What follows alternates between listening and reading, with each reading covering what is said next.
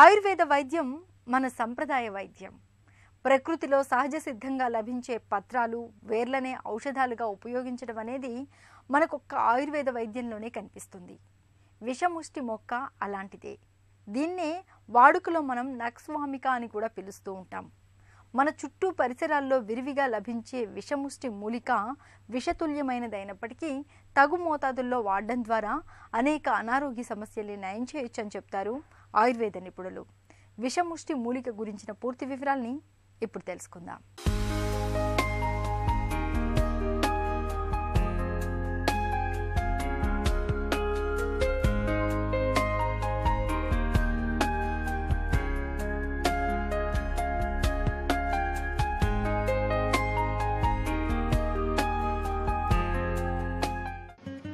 వనం లేనిదే జనం లేరనేది మన నానుడి.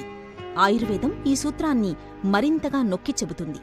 ప్రకృతిలో లభించే ప్రతి వనమూలిక మనకు, మన ఆరోగ్యానికి ఎంతో కొంత మేలు చేసేదే అంటారు ఆయుర్వేద నిపుణులు. విషముష్టి మూలిక అలాంటిదే. వాడుకలో దీన్ని నక్స్వామిక అని కూడా పిలుస్తారు.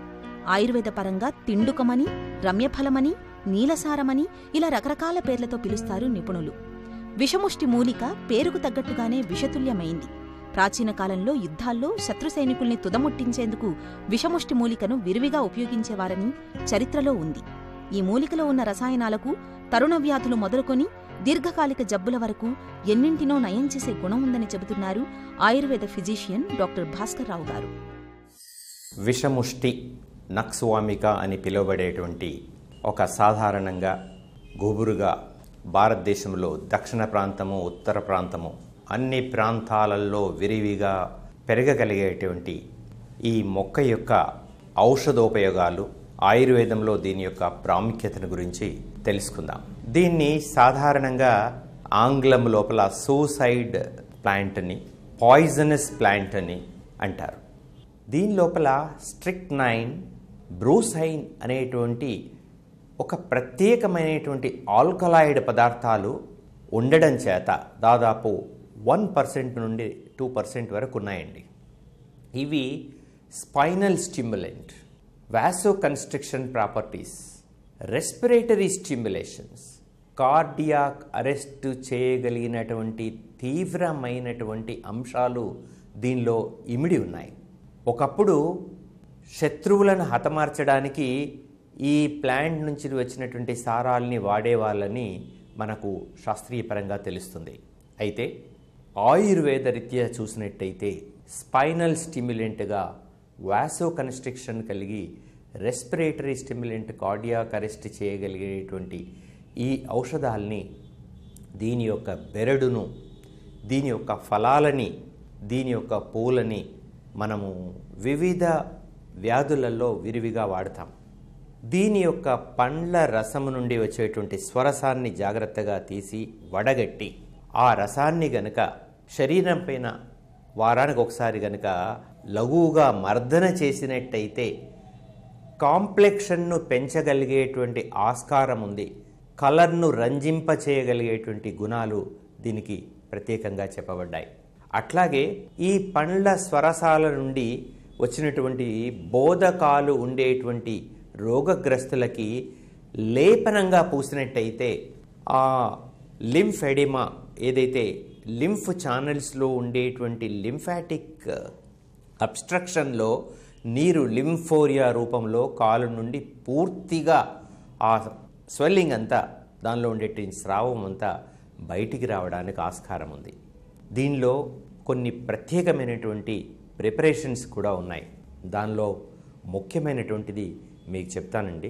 విషముష్టి యొక్క బెరడును తీసుకొని దాన్ని కాల్చి మసి చేసి ఆ మసి లోపల కరక్కాయ చూర్ణంను సమానంగా కలిపి ఒక 10 to 20 మిల్లీగ్రామ్స్ డోసేజ్లో గనక మనము రోగులకు సెలెక్టివ్గా ఇచ్చినట్టయితే సయాటికా, మైగ్రేన్, కీళ్ళ నొప్పులు, ఆమవాతానికి సంబంధించినటువంటి అన్ని నొప్పులను కూడా ఒక 30 రోజులు తీసుకున్నట్టయితే ఆ పెయిన్స్ యొక్క తీవ్రతను, వేదనను, అక్కడ ఉండేటువంటి షోఫను తగ్గించగలిగేటువంటి అంశాలు దీనిలో ఉన్నాయి. విషముష్టి మూలిక విషతుల్యమైందే కావచ్చు, కాని తక్కువ మోతాదుల్లో వాడుకుంటే ఆ కొద్దిపాటి విష రసాయనాలే మన పాలిట దివ్యౌషధాలుగా పనిచేస్తాయి. విషముష్టి మూలికలోని రసం, మూలిక బెరడులో మన అనారోగ్యాన్ని నయం చేసే ఎన్నో ఓషధీ గుణాలు నిక్షిప్తమై ఉన్నాయి. మన శరీరంలో వాత, పిత్త, కఫ సమస్యల్ని తగ్గించడంలో విషముష్టి మూలిక ఎంతగానో సహాయపడుతుంది. విషముష్టి మూలికలోని స్ట్రిక్నైన్, బ్రూస్నైన్ అనబడే ఆల్కలైన్ రసాయనాలకు మన వెన్నెముకను, శ్వాస వ్యవస్థను, గుండెను ప్రేరేపించే గుణం ఉంది. ముఖ్యంగా విషముష్టి రసాయనం బెరడును, శ్వాసకోశ సమస్యలను నయం చేయడంలో ఇవాళ విరివిగా వాడుతున్నారు. మేనిఛాయ తక్కువగా ఉందని బాధపడే వాళ్లకి విషముష్టి మూలికను ఒక మేలైన పరిష్కారంగా చెప్పుకోవచ్చు. విషముష్టి మూలిక రసాన్ని వారానికి ఒకసారి చర్మానికి పట్టిస్తుంటే మేనిఛాయ క్రమంగా మెరుగవుతుందని చెబుతారు నిపుణులు.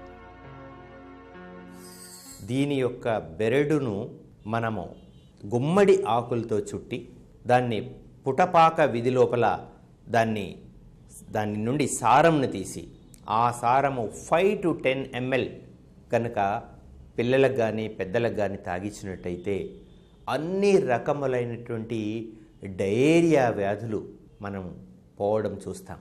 అట్లాగే దీనిలో ఉండేటువంటి ఈ మసి కాల్చిన తర్వాత వచ్చేటువంటి మసిని 10 to 20 మిల్లీగ్రామ్స్ను కనుక అశ్వగంధ చూర్ణంతో కనుక తీసుకున్నట్టయితే సెక్చువల్ స్టిమ్యులెంట్గా, తర్వాత సెక్చువల్ అపెటైజర్గా కూడా ఉపయోగపడుతుందనేది శాస్త్రీయంగా రుజువు చేయడం జరిగింది.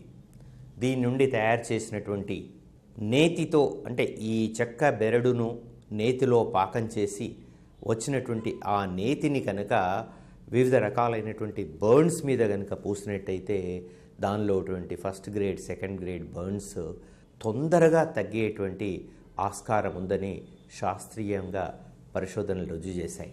దీనిలో ఇంకా కొన్ని ప్రత్యేకమైనటువంటి యోగాలు ఉన్నాయి.